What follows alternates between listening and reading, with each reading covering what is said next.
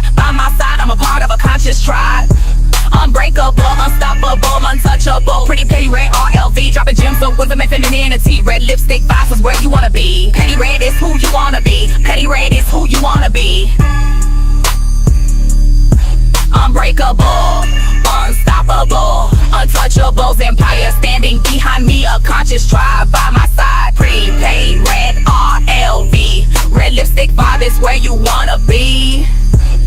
Get it through your head, there can only be one me. Traditional mindset, moving gracefully. You hate that fact that all men respects me. My style, my grace, my gift shine so bright, all in your face. I'm dripping in red, red lips, red tips, red bottoms, real slick, real hair, real nails, real hips, brown sugar skin dripping in chocolate. Unbreakable, unstoppable, untouchable. Pretty petty red RLV, dropping gems of wisdom and divine femininity. Red lipstick vibes is where you wanna be. Petty red is who you wanna be. Unbreakable, unstoppable.